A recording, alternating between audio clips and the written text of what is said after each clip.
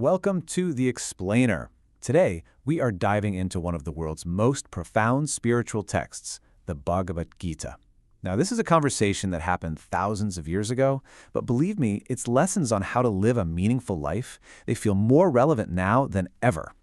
So let's just jump right in with the Gita's central and maybe most challenging piece of wisdom. This one idea, if you really let it sink in, has the power to completely reframe how you think about work, success, failure, everything, really. But to get it, to really grasp what it means, we have to go to the exact moment it was first spoken. And that place, well, it was a battlefield, right on the edge of a massive, catastrophic war. See, this isn't some peaceful sermon in a quiet temple. This is urgent, life and death advice delivered in a moment of total crisis. The Bhagavad Gita, which actually means the Song of God, is a 700-verse dialogue. It's actually a small but incredibly powerful part of a much larger ancient Indian epic. You might have heard of it, called the Mahabharata. Okay, so picture this. The scene is set. You've got two massive armies, made up of two sides of the same family, the Pandavas and the Kauravas, staring each other down. And our hero, the greatest warrior of his time, Arjuna, is supposed to lead the charge for the Pandavas. But then... And what does he see? He sees his uncles, his cousins, his most beloved teachers all on the other side. He is just completely wrecked with grief. In fact, the very first chapter is called Arjuna Visada Yoga, which means the yoga of Arjuna's grief. He literally throws down his bow and arrows and tells his charioteer, "I can't do this. I cannot fight." Now, Arjuna's crisis, it isn't really just about war. It's a question that echoes through all of our lives, you know? Whether you're in an office, at home, or just facing any kind of tough decision. I mean, have you ever felt that?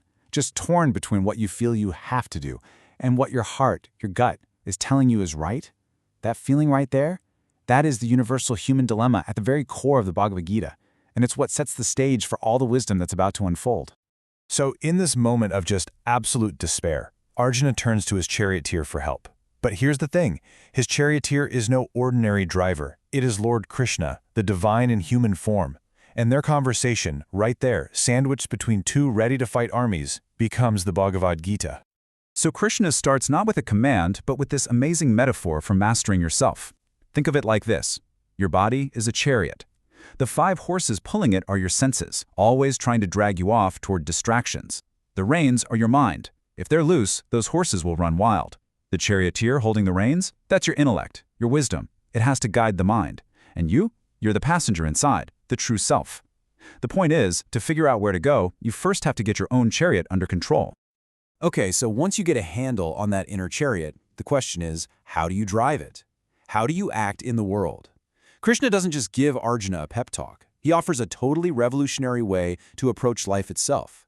He actually outlines a few different paths or yogas, and this one is called Karma Yoga, the yoga of action. And here's the crucial point.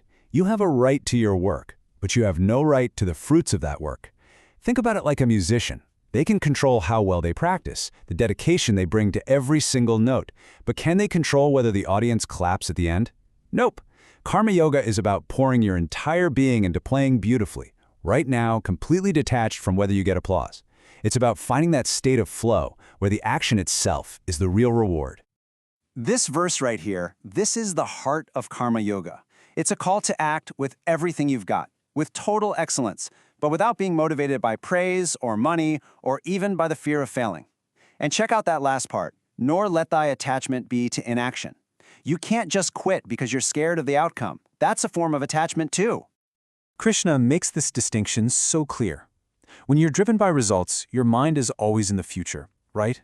Will I get the promotion? What if I mess up? It creates this constant buzz of anxiety. It puts you on that emotional roller coaster.